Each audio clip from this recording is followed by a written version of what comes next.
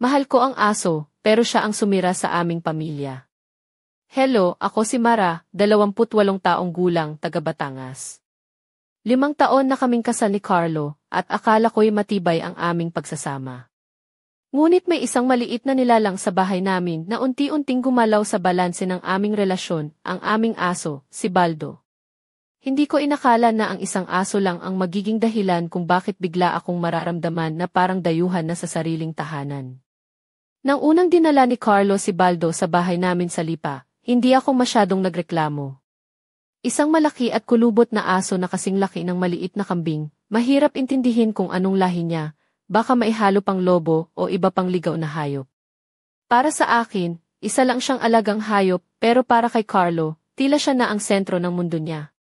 Nagsimula ang lahat ng unti-unti kong mapansin na iba na ang tingin at pakikitungo ni Carlo kay Baldo. Hindi na siya ang asawa ko na dati kong kilala. Masaya si Carlo sa mga araw na kasama niya si Baldo. Lagi siyang nakikipag-usap sa aso na parang may malalim silang usapan, hindi yung tipikal na magandang aso, halika dito. Nakikita ko kung paano hinahawakan ni Carlo si Baldo ng mailabis na lambing, hindi tulad ng paghawak niya sa akin. Kapag pauwi ako galing trabaho, hindi siya agad nakikinig sa mga kwento ko. Sa halip, agad siyang bumabagsak sa sahig para alagaan ang aso, ginawa itong sentro ng kanyang atensyon. Nagsimula akong magduda at magselos, pero tinatanggihan ko ang sarili kong nararamdaman. Isang gabi, nagising ako dahil hindi ko makita si Carlo sa tabi ko sa kama. Nang hanapin ko siya, nakita ko siyang nakatungo sa sala, yakap-yakap ang aso. Hindi ko maintindihan kung ano ang nangyayari. Sinabi ko sa kanya na hindi na ito normal, pero ang sagot niya ay simple lang, aso lang yan, Mara. Huwag kang mag-overthink. Pero sa puso ko, ramdam ko na may malalim na nangyayari sa pagitan nila na wala ako sa eksena. Pinilit kong magbiro, baka kailangan ko rin ang buntot para mapansin mo ako. Tumawa siya, pero alam kong hindi siya totoo. Unti-unti, lumalala ang sitwasyon. Minsan, tinanong ko siya ng diretso, natutulog ka ba kasama si Baldo? Hindi siya tumawa noon. Ang titig niya sa akin ay parang may tinatago. At doon ko na naramdaman ang takot na baka talagang nawala na ako sa puso ng taong minahal ko. Nangyari ang isang gabi na hindi ko makakalimutan. Umalis akong maaga sa trabaho, pumunta sa bahay ng walang abiso. Pagpasok ko, nakita ko si Carlo na nakaupo sa sahig, nakayakap si Baldo, at humihingal sa akin, Mara, hindi mo naiintindihan. Hindi ko alam kung anong sasabihin ko. Ang puso ko'y nagdurugo at hindi ko alam kung paano ayusin ang gulo na nilikha ng isang aso. Ngayon, nakatayo ako sa pintuan ng aming tahanan sa Lipa, habang si Carlo at si Baldo ay parang iisa na. Ang tanong ko na lang, paano ko ba ibabalik ang taong minahal ko? O baka naman, huli na ang lahat at tuluyan na akong mawawala sa buhay niya dahil sa isang aso. Ang simula ng lahat ay tila ordinaryo lang, pero sa bawat araw na lumilipas, unti-unting nag-iba ang hangin sa aming tahanan sa bayan ng Lipa. Ako si Mara, 28 taong gulang, at 5 taon na kaming kasal ni Carlo. Dati, ang aming buhay ay puno ng tawanan, plano para sa kinabukasan, at mga pag-uusap hanggang madaling araw. Ngunit nang dumating si Baldo, ang malaking aso na dinala ni Carlo mula sa isang shelter sa Tanauan, parang nag-iba ang lahat. Hindi ko naman talaga kinontra ng una. Alam kong gusto mo ng aso, sabi ko sa kanya.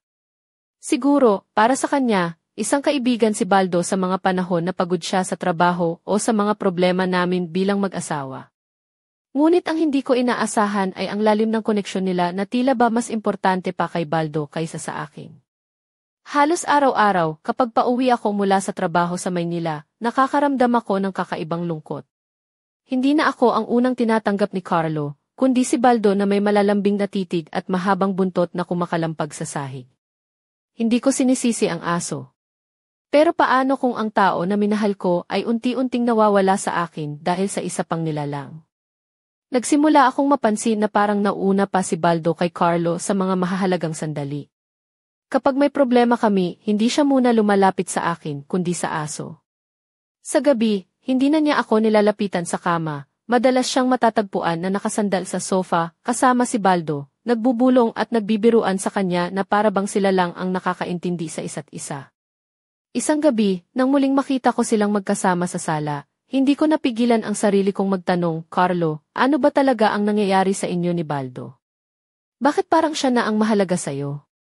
Tumitig siya sa akin ng matagal, tahimik, at saka nagbiro ng isang salita na para bang hindi niya seryosohin ang tanong ko. Jealous ka na naman, Mara. Pero sa likod ng biro, ramdam ko ang distansya sa pagitan namin. Hindi ko alam kung kailan nagsimula ang lahat. Ang dati naming kwentuhan ay napalitan ng mga pag-uusap tungkol sa aso.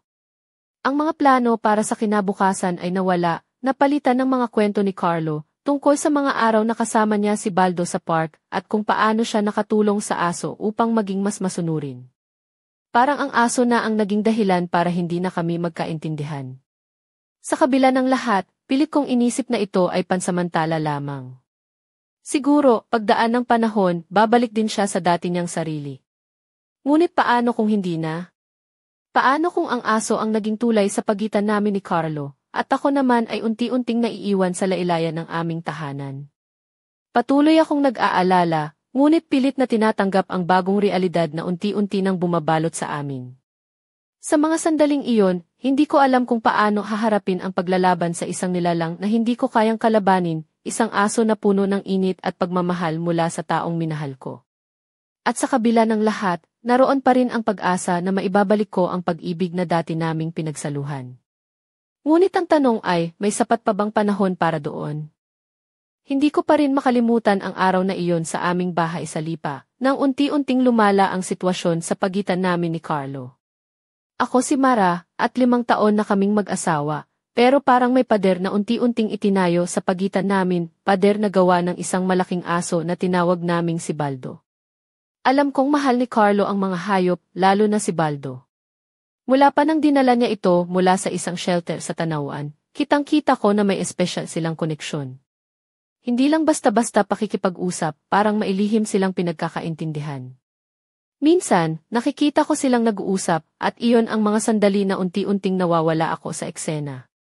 Isang umaga, habang naghahanda ako ng almusal sa maliit naming kusina, napansin kong tahimik si Carlo. Hindi tulad ng dati na maaga siyang bumabangon para kumain, ngayon ay tila mas interesadong makipaglaro kay Baldo sa sala. Hindi ko maipaliwanag ang sakit na naramdaman ko nang makita silang magkasama, nagkikiskisan, nagkikilig sa simpleng bagay na hindi ko naibigay sa kanya. Sinubukan kong kausapin siya pagkatapos ng almusal. Carlo, gusto kong maintindihan ang nangyayari sa atin. Parang hindi na ako ang asawa mo, kundi ang aso. Tumalikod siya, at ang tiningnan ko lang ay ang likod niya, habang niyayakap si Baldo na parang siya ang dahilan ng lahat ng kanyang saya. Hindi ko alam kung kailan nagsimula ang ganito. Minsan, naisip kong baka ako ang nagkulang. Siguro, sobrang stress sa trabaho kaya hindi na niya ako nabibigyan ng oras. Ngunit ang sakit ay dumami nang makita ko siyang mas pinapahalagahan si Baldo kaysa sa akin. Parang ang aso na ang naging sandigan niya sa mga oras na ako ang kanyang asawa. Minsan, nagbiro ako, baka kailangan ko rin ang kwelyo at buntot para mapansin mo ako. Tumawa siya, pero hindi yung tawa ng pag-ibig. Parang isang biro lang na walang puso. At doon ko na naramdaman na hindi na ako ang tao na mahal niya, kundi si Baldo. Habang lumalalim ang gabi, nakaramdam ako ng matinding kalungkutan.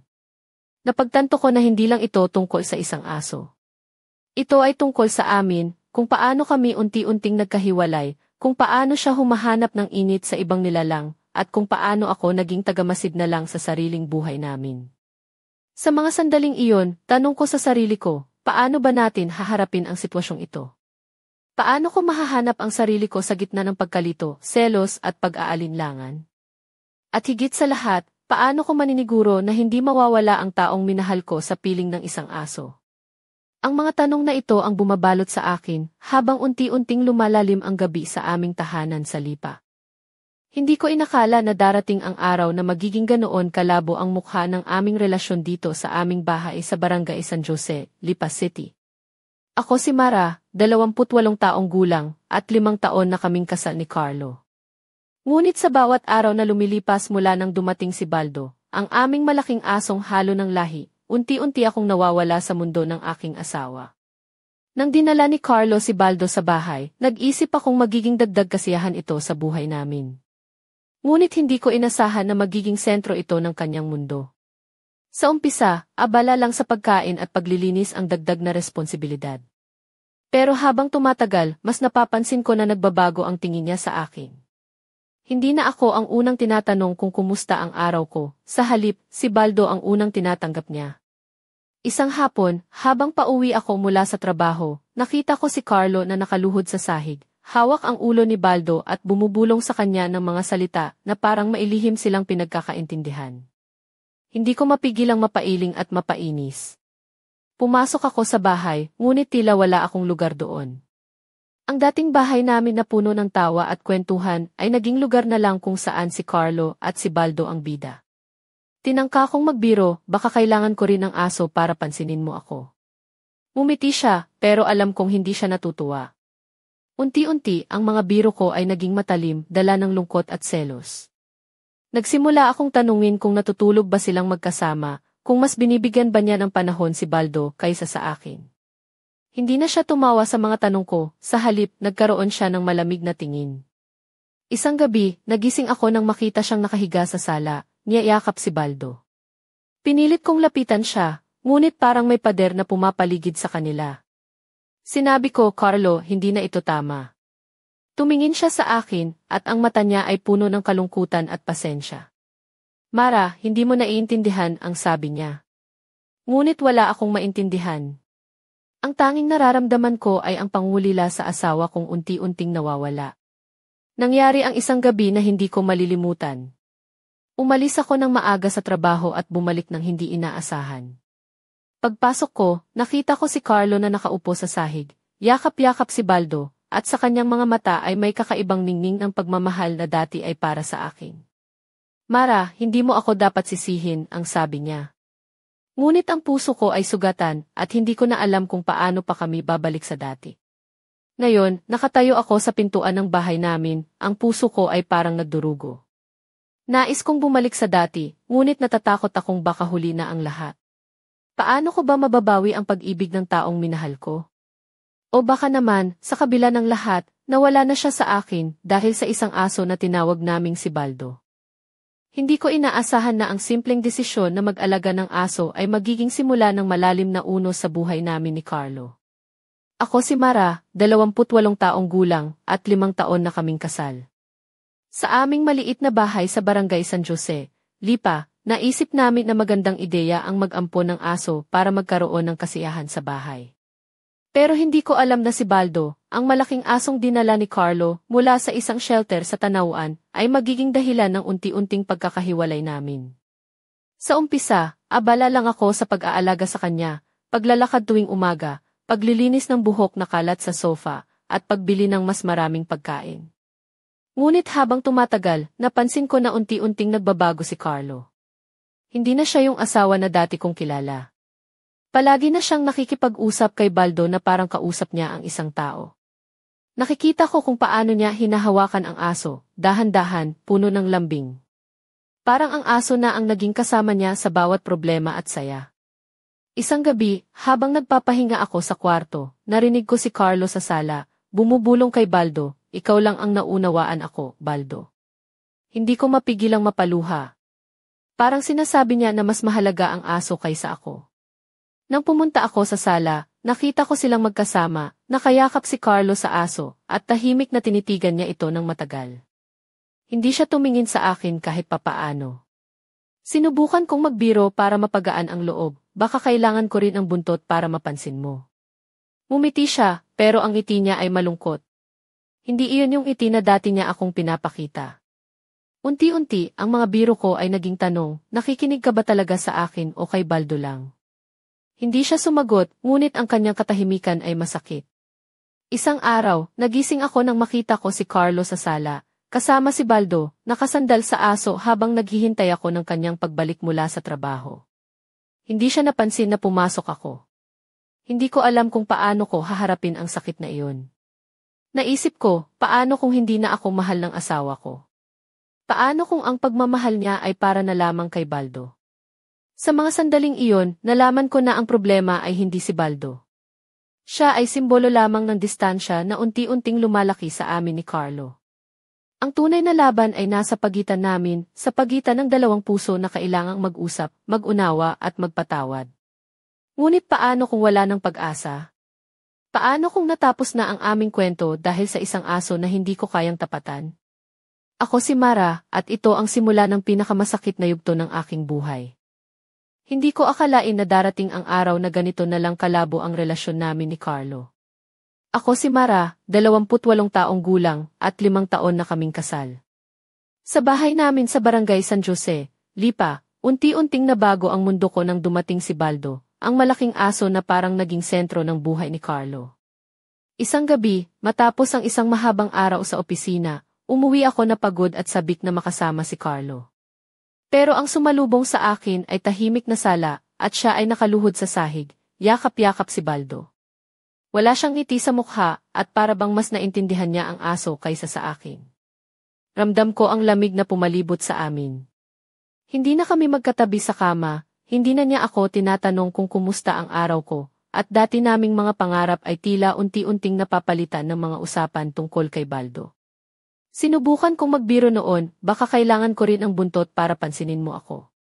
Tumawa siya, pero hindi yung tawa na dati kong mahal. Para siyang may tinatago, isang lihim na hindi niya kayang sabihin. Unti-unti, ang mga biro ko ay naging seryosong tanong, sino ba talaga ang mahal mo? Ako ba o si Baldo?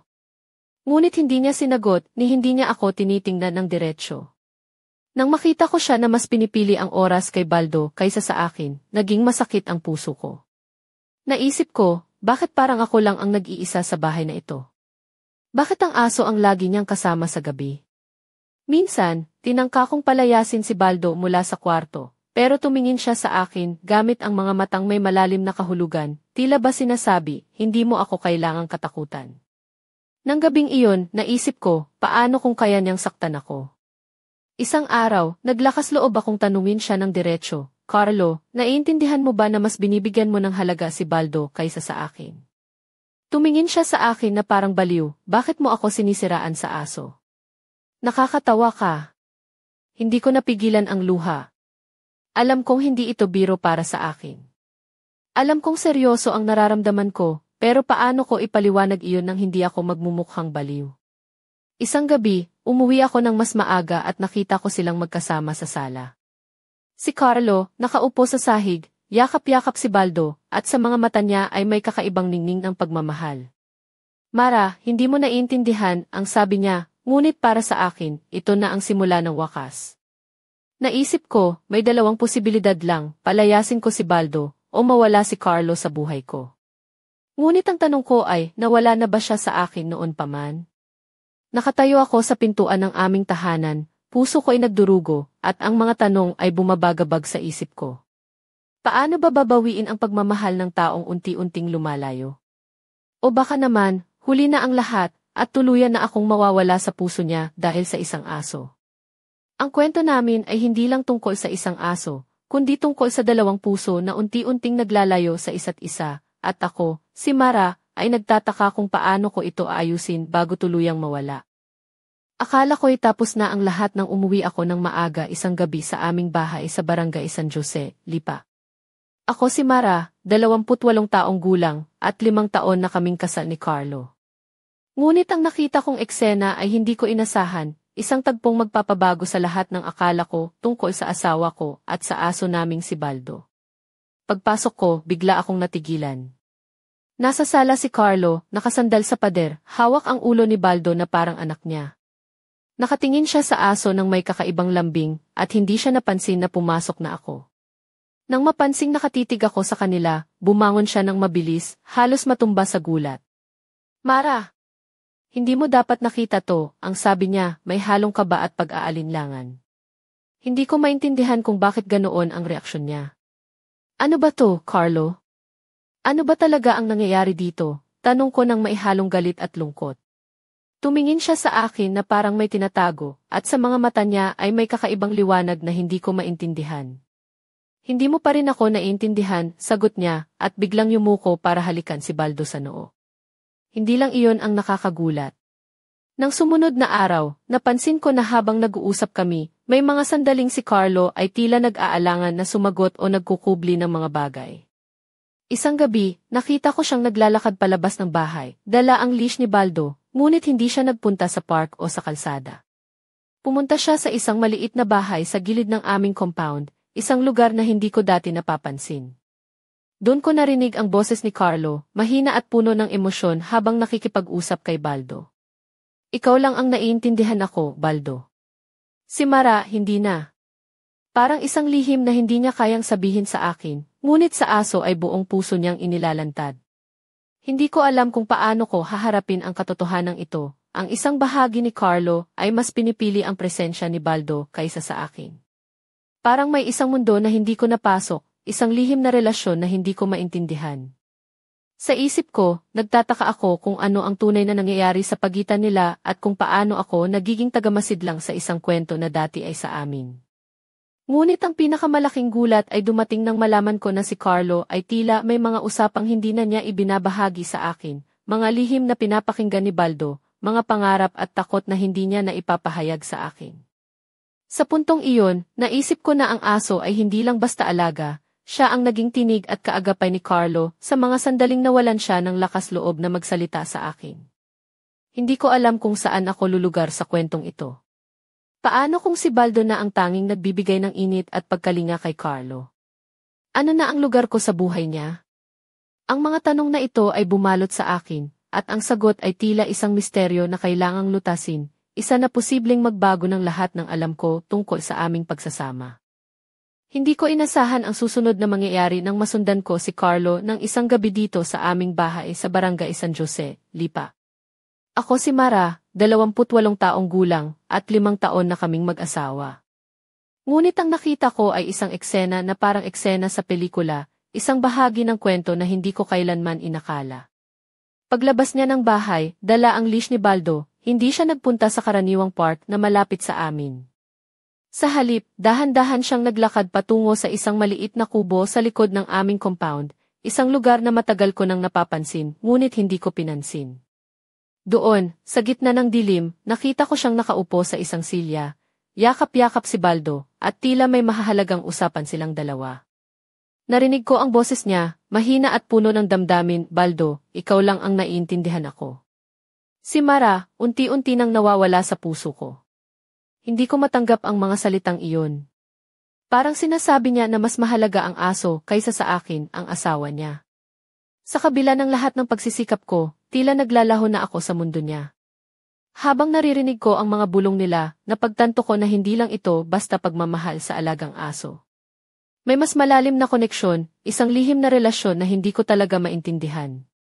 Parang si Baldo ang naging tagapamagitan sa mga damdamin ni Carlo, ang kanyang kanlungan sa mga oras na hindi na niya kayang harapin ang akin. Hindi ko alam kung ano ang gagawin ko. Dapat ba akong lumapit at itanong kung ano ang nangyayari? O dapat ba akong umalis na lang? Ang puso ko ay naglalaban sa pagitan ng pag-asa at pagkawasak. Saksi ako sa isang kwento na unti-unting gumigising sa akin, isang kwento ng pag-iisa sa gitna ng isang relasyon. Nang bumalik si Carlo sa bahay, nakita ko ang mga matang puno ng pag-aalinlangan at takot. Hindi na kami nag-usap ng malalim, ngunit sa mga sandaling iyon, alam kong may pagbabago na nagaganap, isang pagbabago na hindi ko maintindihan, ngunit ramdam ko ang bigat nito sa aming tahanan. Sa mga gabing iyon, hindi ko maiwasang isipin kung paano naapektuhan kami ng isang aso. Hindi ko inaasahan na si Baldo ay magiging sentro ng aming mundo, ang dahilan kung bakit kami nagkahiwalay ng landas. Ang tanong ko ngayon, paano ko mahahanap ang daan pabalik sa puso ni Carlo, kung siya ay tila mas komportable sa piling ng aso kaysa sa akin? Ang sagot ay tila isang misteryo na kailangang tuklasin pa, isang lihim na naghihintay na mabuksan. Hindi ko inakala na ang simpleng pagdating ni Baldo sa amin sa Barangay San Jose, Lipa ay magreresulta sa ganitong kalakihang gulo sa buhay namin ni Carlo. Ako si Mara, 28 taong gulang, asawa ni Carlo, at ngayon tila isang dayuhan na lang sa sariling tahanan. Ang relasyon namin ay unti-unting naupos, at ang puso ng asawa ko ay tila napunta na kay Baldo, ang asong dinala niya mula sa shelter sa Tanawan. Sa bawat araw na lumilipas, ramdam ko ang distansya na lumalawak sa pagitan namin. Hindi na siya ang lalaki na dati kong minahal, ang lalaking magpapasaya sa akin kahit sa pinakamaliit na bagay. Ngayon, mas pinipili niyang makipag-usap kay Baldo kaysa sa akin. Nakikita ko kung paano niya hinahawakan ang aso, ang lambing na hindi na niya naibibigay sa akin. Parang si Baldo na ang naging kanlungan niya sa gitna ng mga problema namin. Isang gabi, nang hindi niya ako pansinin, pinilit kong harapin ang katotohanan. Carlo, ano ba talaga ang nangyayari? Parang mas mahalaga si Baldo kaysa ako. Tumingin siya sa akin ng maihalong lungkot at pagkabigo. Hindi mo naiintindihan, Mara. Siya ang tanging naiintindihan ako ngayon. Parang naputol ang mundo ko. Ang tao na minahal ko ay nagsalita ng ganitong salita, at ako ang naiwan na nag-iisa. Ang mga araw ay naging gabi ng pag-aalinlangan at kalungkutan. Nakita ko si Carlo na tahimik na nakaupo sa sahig, yakap-yakap si Baldo, na parang pinoprotektahan hindi lang ang aso, kundi pati na rin ang sarili niya mula sa sakit na dala ng aming relasyon. Ang mga mata niya ay naglalaman ng isang lihim na hindi ko alam kung paano matutunton. Sa kabila ng lahat, may isang bahagi ng puso ko na ayaw sumuko. Ayokong mawala si Carlo dahil sa isang aso. Ayokong maging dahilan ang isang nilalang na ito para tuluyang masira ang aming pagsasama. Ngunit paano ba ako lalapit sa kanya kung siya ay tila mas komportable sa piling ni Baldo kaysa sa akin? Habang nararamdaman ko ang bigat ng sitwasyon, napagtanto ko na hindi si Baldo ang problema, siya ay sintomas lamang ng mas malalim na sugat sa pagitan namin ni Carlo. Ang totoong laban ay ang muling paghanap ng daan tungo sa isa't isa, sa kabila ng mga sugat, selos, at hindi pagkakaintindihan. Ngunit sa gitna ng lahat ng ito, isang tanong ang patuloy na bumabalot sa akin, paano ko maibabalik ang dating pagmamahal ni Carlo? Mayroon pa bang pag-asa para sa amin? O baka naman, kailangan ko na bang tanggapin na ang kwento namin ay unti-unting nagwawakas, dala ng isang aso na naging sentro ng puso ng aking asawa? Ang kasagutan ay parang isang lihim na naghihintay na mabuksan, isang misteryo na kailangang lutasin bago tuluyang mawala ang lahat. Hindi ko malilimutan ang gabing iyon sa loob ng maliit naming tahanan sa Barangay San Jose, Lipa. Ako si Mara, 28 taong gulang, at 5 taon na kaming kasal ni Carlo. Ngunit sa gabing iyon, unti-unti kong naunawaan na ang kwento namin ay hindi na tulad ng dati. May isang puwang sa pagitan namin na pinuno ng isang malaking aso, si Baldo, na tila naging hadlang sa aming pagmamahalan. Nakatayo ako sa pintuan, habang si Carlo ay nakaupo sa sofa, hawak ang leash ni Baldo at nakatitig sa sahig.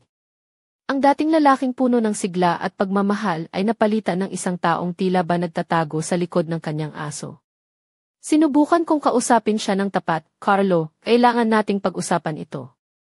Hindi ko na kaya ang ganitong sitwasyon. Ngunit ang kanyang sagot ay malamig, Mara, hindi mo pa rin ba naiintindihan? Si Baldo ang tanging nagbibigay sa akin ng kapanatagan ngayon. Sa mga sandaling iyon, ramdam ko ang pagkawasak ng lahat ng pangarap na itinayo namin. Ang taong minahal ko ay unti-unting lumalayo, at ang aso ang naging tulay na nagdurugtong sa kanya sa isang mundo na hindi ko na kayang pasukin. Ngunit sa kabila ng sakit, may isang maliit na apoy ng pag-asa sa puso ko, ang pagnanais na mahanap ang daan pabalik sa kanya. Bago ako umalis ng bahay, hinalikan ko si Carlo sa noo, at niyakap ang aso na naging dahilan ng aming pagkakahiwalay. Hindi pa tapos ang kwento natin, bulong ko sa hangin. Ngunit habang naglalakad ako palabas, narinig ko ang mahina niyang tinig, Mara, ano ba talaga ang gusto mo? Hindi ko masagot iyon ng buo. Ang puso ko ay nahati sa pagitan ng pag-ibig at sakit, pag-asa at pangamba. Alam kong may mga sandali pa kaming kailangang harapin, mga tanong na kailangang sagutin, at mga sugat na kailangang pagalingin. Ngunit sa gabing iyon, nag-iisa akong lumakad sa malamig na hangin, dala ang tanong na bumabalot sa aking isipan, paano ba kami muling magkakasama? May pag-asa pa ba para sa amin ni Carlo? O tuluyan na ba kaming mawawala sa isa't isa, dahil sa isang aso na naging sentro ng aming mundo? Ang kwento namin ay hindi nagtatapos dito. Ito ay isang paanyaya para sa mga susunod na kabanata, mga tanong na kailangang sagutin, mga lihim na kailangang tuklasin, at mga puso na kailangang maghilom. Ako si Mara, at sa kabila ng lahat, handa akong harapin ang bukas, kahit na puno ito ng kawalang katiyakan. Ngunit isang bagay ang sigurado, hindi ako susuko hanggat may pag-ibig na nananahan sa puso ko.